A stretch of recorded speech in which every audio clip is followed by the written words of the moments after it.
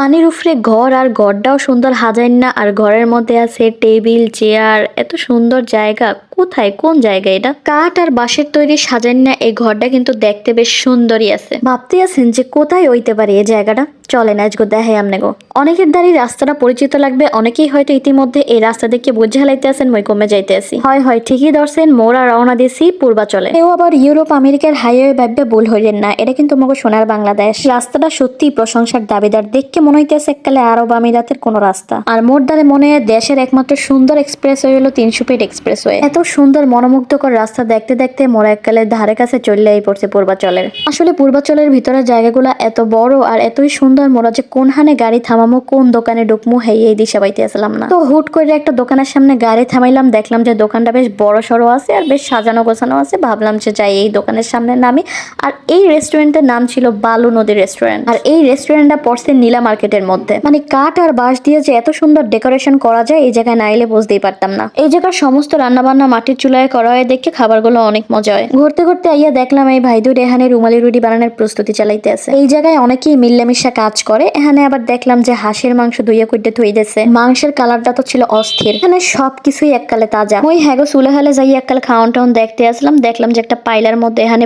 ভুড়ি ভুনা করা আছে এটারে আবার অনেকেই কয় বট মাটির চুলায় পাইলা ভর্তি ভাত রাঁধতে আছে আর এখানে আইয়া দেখলাম গরুর মাংস আছে এখানে যে শুধু হাঁসের মাংস পাওয়া যায় এমন না হাঁস ছাড়াও মুরগি গরু মাছ সবই পাওয়া যায় তবে হাঁসের মাংসটাই বেশি চলে তো ভাইয়া গোদারে আইয়া দেখলাম যে গোল্লা গোল্লা বানাই থইছে দেখতে রসমালাই মনে হইলো এটা কিন্তু কোনো মিষ্টি না অনেকক্ষণ ধরে হ্যাগো আশেপাশে ঘুরতে আসলাম আর কইতে আসলাম ভাই রুটি একটু বানান মই একটু দেহি এর পাশেই দেখলাম যে এক আভাই এখানে চাপড়ে পিঠা বানাইতে আছে হাঁস গরু আর মুরহার লগে চাপড়ে পিঠা আর রুমালি রুটি এই জায়গার খুব বিখ্যাত একটা খাবার এই জায়গায় মানুষ আয় আর প্রচুর প্রচুর খায় হ্যাঁ আপনারা না দেখলে বিশ্বাস করবেন না তো যদি এখানে ভরা পেট লইয়া আয় এরপরও দেখবেন যে খাওয়ানোর ঘেরানেই খিদে লাগিয়ে যাইবে এই জায়গার প্রত্যেকটা খাবার এত ফ্রেশ আর এত তাজা আর এই সমস্ত মজার মজার খাওয়ানগুলো যারা বানায় হ্যাগো কিন্তু কোনো বিশ্রাম নাই বানাইতে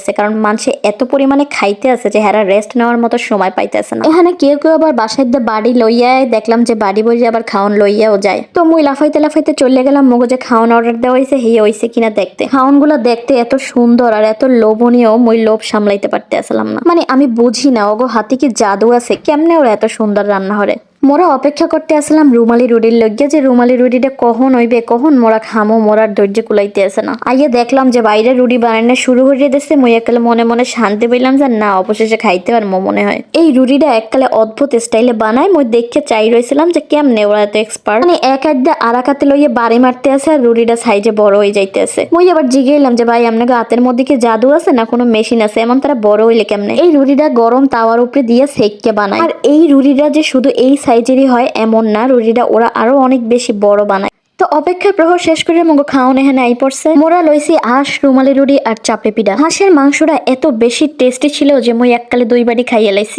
হাঁসের লগে রুমালি রুটিটাই বেশি ভালো লাগে লাস্ট ফিনিশিং তো চা ছাড়া চলেই না এর লেগে মোরা লই নিলাম তান্দুরি চাটা ডেকোরেশনটা এত সুন্দর ছিল মোর এককালে চামচ দিয়ে লড়াই মারতে মন চায় না আর দেখেন লাড়া মারতে যেয়ে মই টিস্যু চুবাই হালাইছি তো পেট বুঝে খাই লইয়ে প্রচুর ঘোরাঘুরি করিয়া মোরা বাড়ির উদ্দেশ্যে রওনা দিতে আসি তো বাসার উদ্দেশ্যে রওনা দিলেও মোরা বাসায় না যাই আরো বহু জায়গায় ঘুরছি কারণ রাইতে ঘোরাঘুরি করার যে আনন্দ সেটা দিনে কখনোই পাওয়া যায় না।